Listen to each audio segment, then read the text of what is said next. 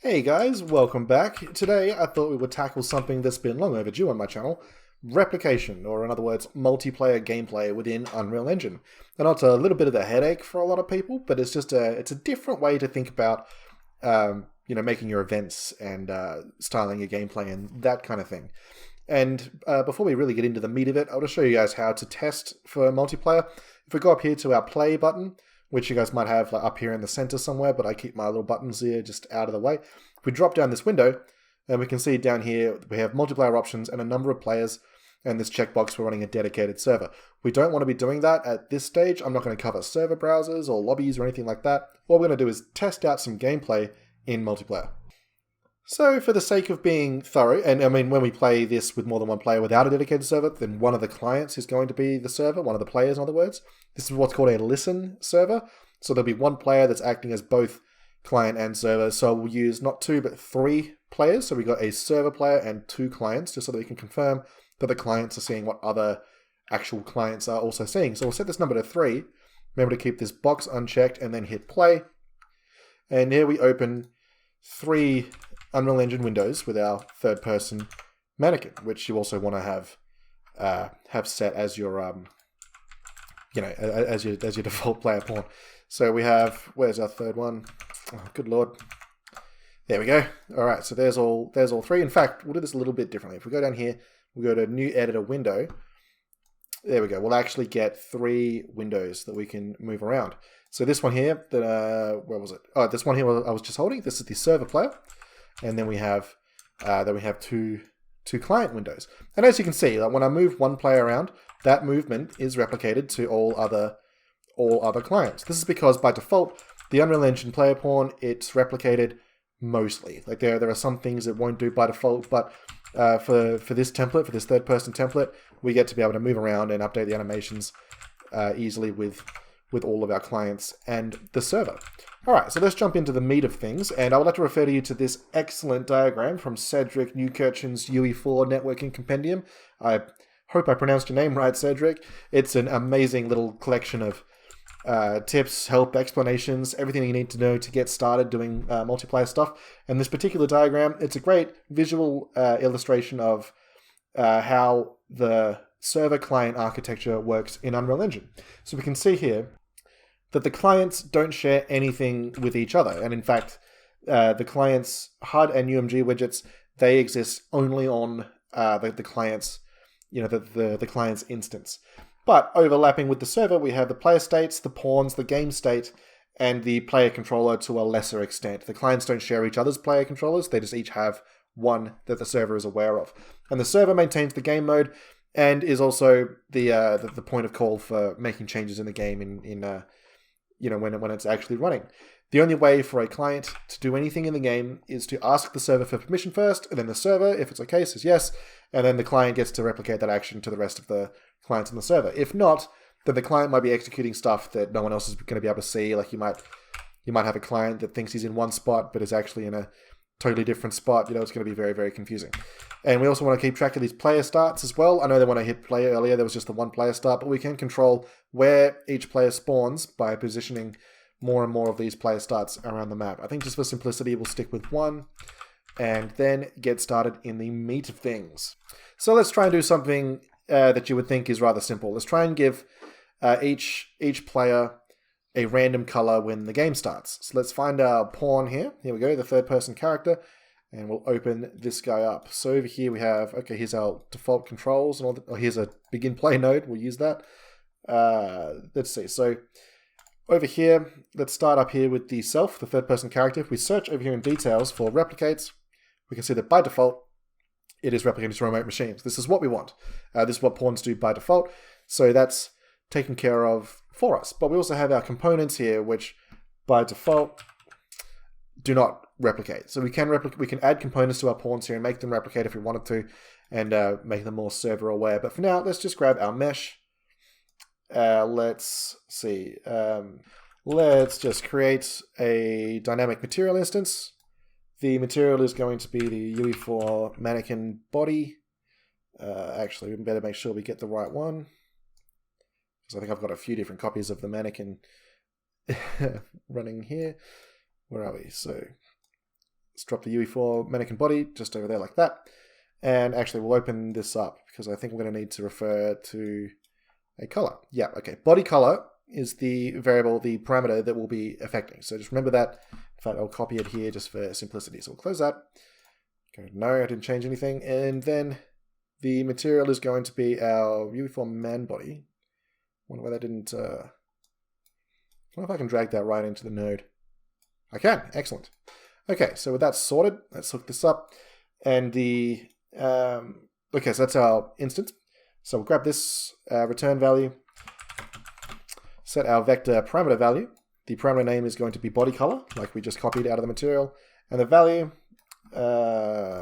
let's see. Yeah, I won't break that, but we'll split this into RGB and A. We want the A to be 1 because that's alpha. And then we'll right click here and get a random float in range. And that range will be from 0 to 1. Duplicate this twice and hook these up into RG and B. Pretty straightforward, right? So you would think that when we hit play, the mesh of our pawn here is going to get a random color. So let's compile, hit play, and as you can see, it didn't work. For every instance of our game here, we have 3 totally different colors for each of our pawns. This is partially because there's technically 3 versions of each of these mannequins running. There's one for each machine, and one for the controlling player. So we need to do some things to make sure that everyone sees the same result. This is the headache of replication. So for now, let's disconnect our random floats here, and we'll recombine this struct bin because we want to be able to promote this to a variable. We'll call it color, and it's a linear color variable. And this is where the good stuff starts. So we select our color over here in variables. Over here we have a replication drop down. If we drop this down, we have 2 options. We can either replicate it bare, so it would just be a simple single replicated variable, or we can rep notify, which is to replicate the variable, and it creates this function here, a notify function, which means that whenever this variable is changed, the server fires off this function. So this is a handy way to sort of compartmentalize the way that you're handling replicated variables. And we want this variable to replicate because we want the server to be aware of it for each instance of this variable. So what do we do next? Well, we can, let's see, we'll delete these nodes. We might pull them back a bit later.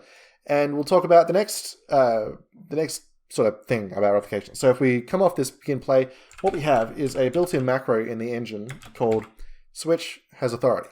We also have a Boolean has authority, which will work in much the same way, but it's a pure function, not an executed macro. And we can see what's in this macro if we just double click. It uses that has authority function there. And then we just feed it through a branch and we come out either authority or remote. Authority means that you have network authority. In other words, you have permission to change things on the server. And remote, that's just a client. A remote, the remote result does not have permission to change things on the server. It's a fairly straightforward little concept. So we'll come out of this authority here into a print string, just because. And then let's see, we'll just we'll get an object name. The object is going to be self, so we'll just get a reference to our self. And then out of this string, we'll append. This is all string logic. Anyone who's been anywhere near programming languages would know all about appending strings. And we'll just say set color on server for colon and then a space. All right, we'll plug in the return string into the print string node. Move this out of the way a little bit. And if we just compile and then hit play, then the server is going to fire off this string for us. We might have it stick around a little longer actually, so we can read it. Say duration 10, compile and play.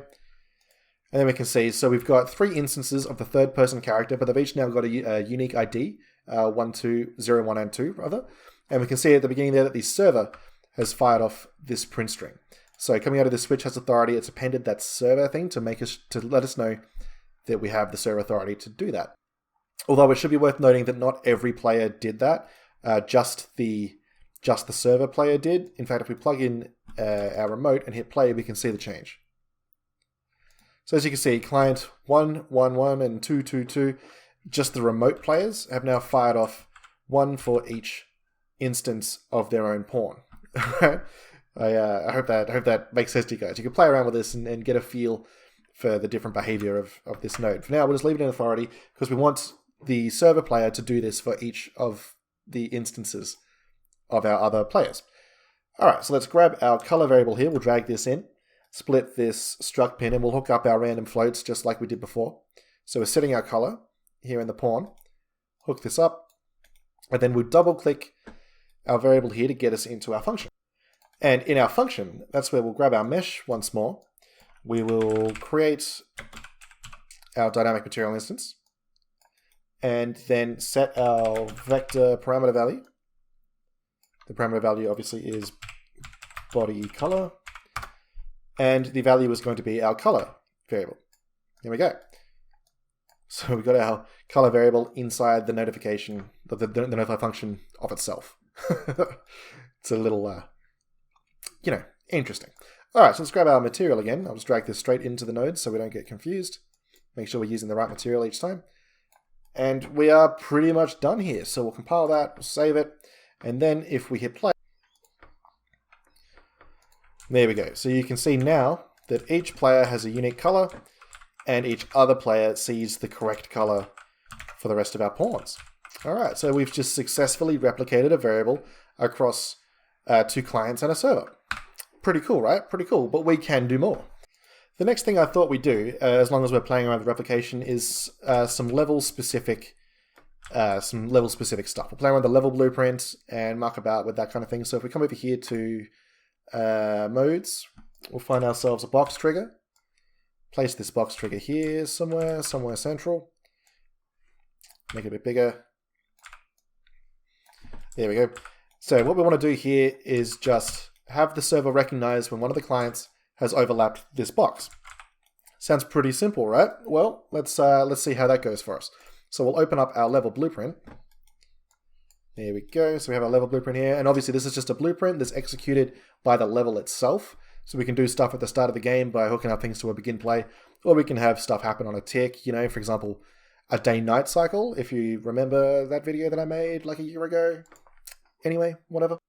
What we'll do first is grab so we've got our box selected. If we right-click in our level blueprint, we see here create a reference to our trigger box. So let's do that. Let's create a reference to our trigger box. No, wait, nope. I tell a lie. Let's not do that. Instead, we'll right-click. So we see that create a reference to trigger box, but if we go add event for trigger box, we want collision, we want begin overlap, and we want end overlap. The idea here is that when the player overlaps that trigger box, we'll make him change color. All right, another fairly simple sort of thing. To check that the box is being overlapped by a player, we'll come out of this other actor into an equals. We've got an equal object. Right-click on our graph, get player pawn, and hook this up. Now, a lot of people think that this player index is how you tell which player on the server has affected, whichever thing. But this is not true. This is more reserved for split-screen, local multiplayer kind of stuff. So we're not going to worry about player index. That can always remain at 0.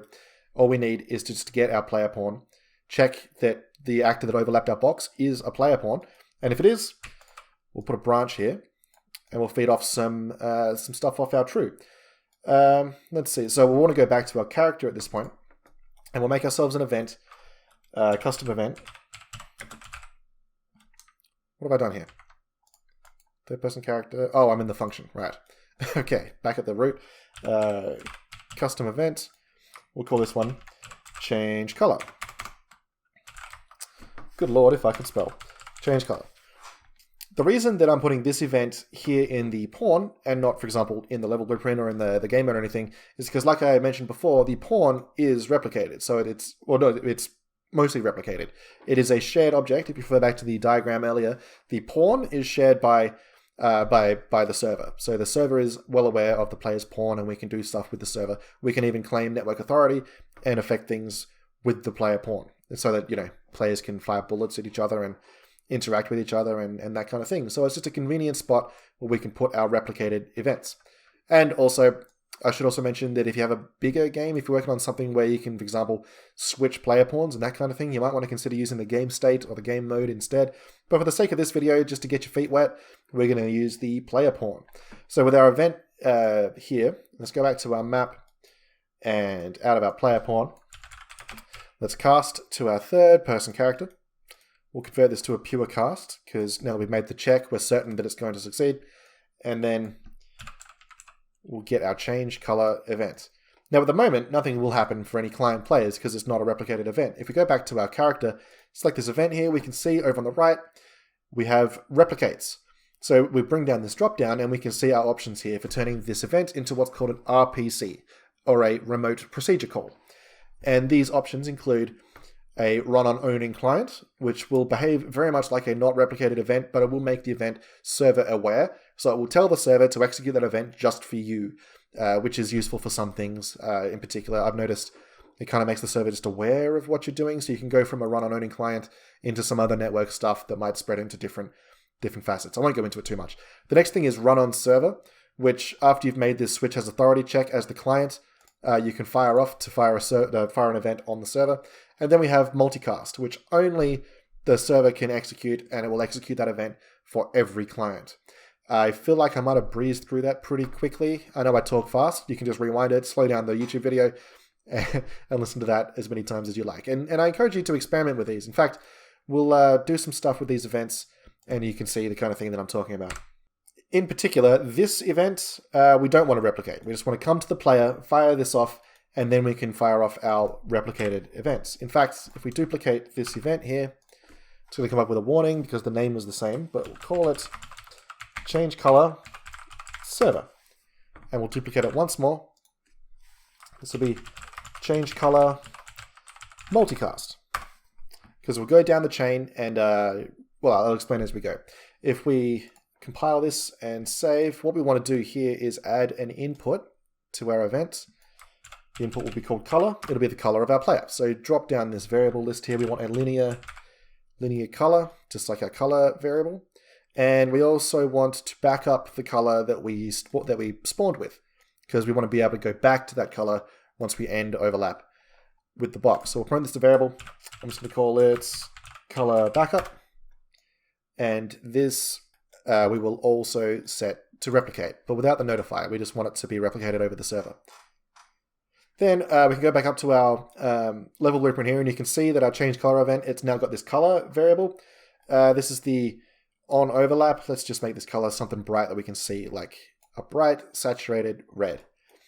And then when we end overlap, I'm just going to duplicate all these nodes with Control W, line this up nicely, hook these guys up, and when we come back, when we end overlap, we want to turn back into our old color. So we'll come out of here of this cast and get our color back up. And we'll plug this into color. Okay, so this finishes what we need to do in our level blueprint. So this is just going to recognize when we've overlapped our trigger box and then execute this event on the player that has made that overlap. So we'll compile that, and what's happened here? I think I haven't compiled my character. Okay, so we'll compile the character to make it recognize this variable. Then we'll come back here, compile. There we go. That gets rid of that error. My mistake. Okay, so here we are back in the pawn. Let's handle these events here. Let's do some crazy stuff. So a bit like our begin play, if we duplicate this switch has authority, we'll come straight out of our regular event here to check for that authority. And then we'll start with the server one. So our server event, we want it to run on server. If we have a remote player, we want to fire the server event, which will fire this multicast event. In other words, we're going here from a not replicated event, checking to see if we have authority. If we don't, then we'll run on server, and the action that we'll do on server will be this multicast, this change color multicast, which I'll come over here and set to multicast. So it's going to make whatever we do off this event, this change color event, happen for everybody. Not the actual event, but the result of it is going to be seen by the rest of the server. I hope that makes sense to you guys. We'll come out here with the remote and we'll finish hooking up this chain. We want our change color server, and then off authority, change color multicast. So if we are the server, it's going to run this multicast. If we're not the server, it'll run a server event that'll tell us to run our multicast event. All right. I told you, it's a different way of doing things, but once you get the hang of this kind of pattern and replicating with notify and that kind of thing, it becomes a bit more predictable, a bit more straightforward, a little less mystical. You know what I mean? All right, so let's finish up with our multicast here. So we'll come into our notify here. I just want to grab these nodes. Just copy and then paste. Oh, and we also want to add our color here to our other events. It's nice. It's defaulted it to a linear color. That's kind. New parameter. Color. And then we'll hook up this change color with the rest of our events here. So the color that we're feeding in from our level blueprint, we're going to feed it in down the line here. So for the remote player, we go to the server. This server event will fire that color into the multicast event, and then our multicast event, which will connect here, and we won't need this variable, will finally hook up with our color. Okay, now I think we're about ready to test these things out. So a quick recap before we do. What we're doing here is checking to see if a player has overlapped our trigger box, which we placed in the world just here. And if they did, we'll make sure that it's a player pawn. And if they did, we'll cast to our third-person character, which is the only player pawn, so we don't need it to be an executed chain. We can make this a pure cast. We'll fire off our change color event and change the color to red. And then when we end overlap, when we walk off the trigger box, we'll change it back to our color backup, which we set when we spawned. We switch on authority and set our color here on notify on the server. It's a very, very handy thing in these notifiers. I've gotten to the habit of using them all the time. And then, where are we? So this change color event is not replicated. It just sits here on the player. It's just an event that the player can execute. But when it does, it'll switch on authority here. And if we are not the server, it'll execute a run on server event, which will then execute our multicast event and change our color to whatever we want.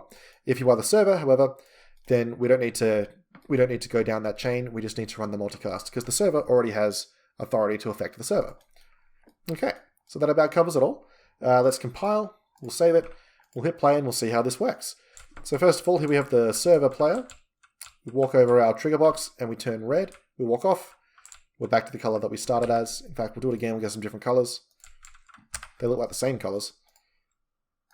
Okay, it's pink or green apparently. All right, so we'll walk over here. Again, this is the server player, but if we go to one of the clients, we see the server has turned red. And if we walk over this ourselves, then we turn red.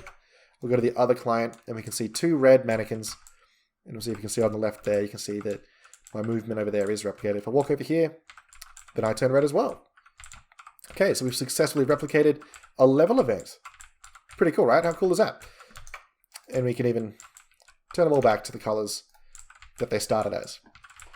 So this is it's a very simplistic sort of dip your toes in style of replicated multiplayer gameplay. It's just a way for you guys to, you know, get in there, get into the trenches, see what kind of things you can do, see what kind of headaches you can give yourselves, and hopefully give you guys a bit of a head start in, you know, laying the groundwork for making your own multiplayer games.